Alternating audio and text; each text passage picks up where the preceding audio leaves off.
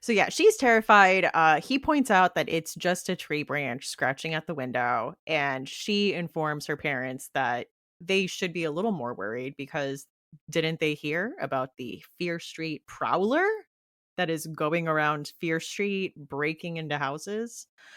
Um and her parents, well, her mom first of all is like, you need to just stop watching the news, please. And the dad says, I wouldn't worry about it.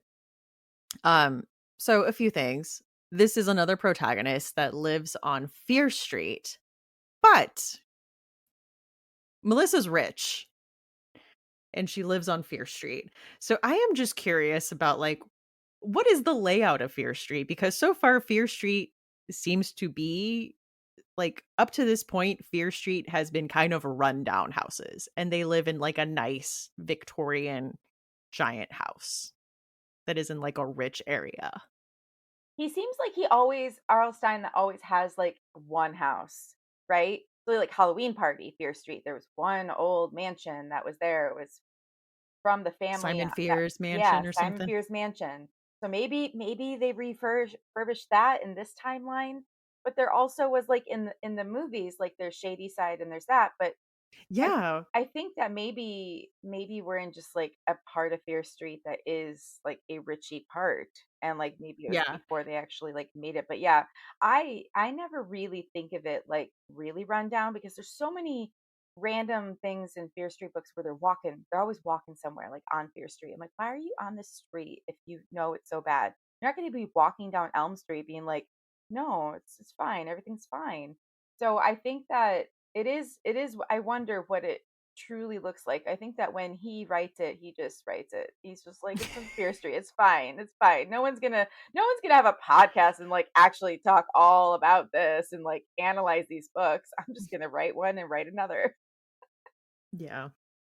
I guess so. We're putting more thought into it than he did, I guess. So anyway, you need to know that Melissa is rich, lives in a nice house on Fear Street. There's a Fear Street prowler on the loose. Her dad tells her she does not need to worry. He's not worried. He actually calls her into his bedroom and he's like, "Let me show you something." He opens a I drawer on can't. his nightstand. Yeah. This man pulls out a silver pistol and he says, "Hey, don't look so terrified." He spun the gun around on his finger.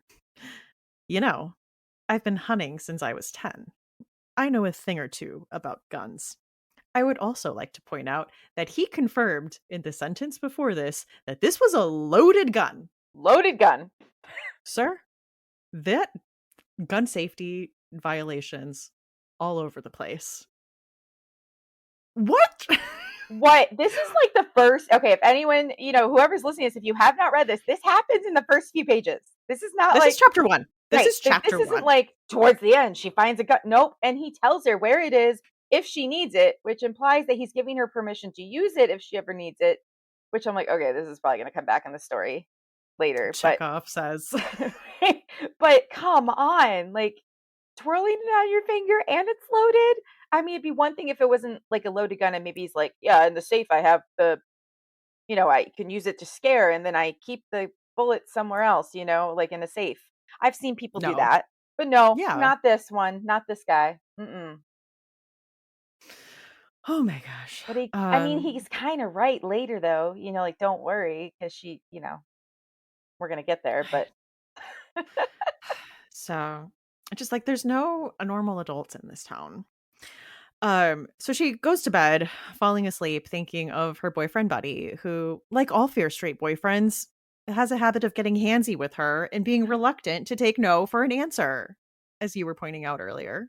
yes, which is and as you pointed out earlier, it is a theme in these books. There have only been two good Fear Street boyfriends. Actually, Preppy Pete from the overnight, and then what's his face from the new girl, who I didn't like as a boyfriend, but as a person, he has not been like aggressive and rapey, which No, is you're the right. You're where the right. bar He's is. not. That's where the bar is. He was really just like investigative, like really trying to find out what was happening in that one, and I like that about him.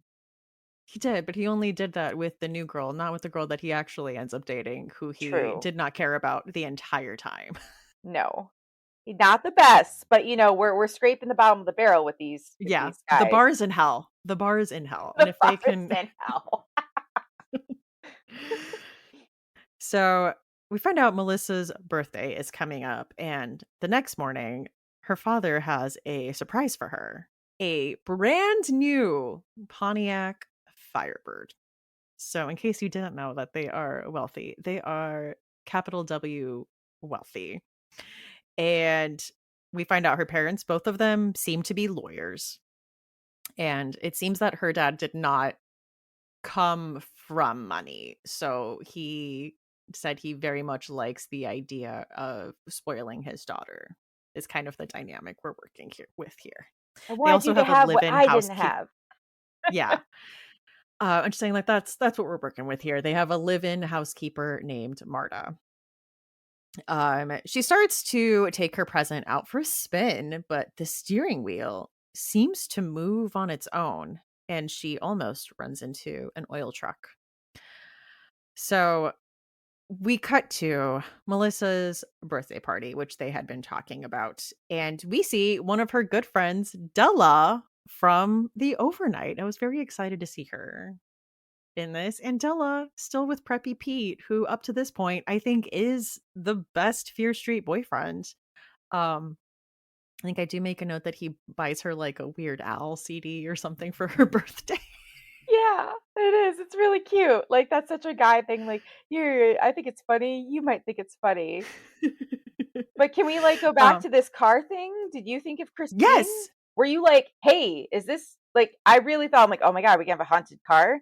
And then I'm, like, thinking about, like, no. when was Christine written? When was this written? Like, obviously, Christine's way before this, but I was like, "Is he doing, like, a play on Christine?" And then it's like, "No." But there was a lot of movies and media that came up and about, like, this, like, okay, now she just, you know, almost died potentially. Then I'm like, Final Destination. I'm like, oh no, was she supposed to die? And is that why this ghost is She going to be escaped haunting her? death.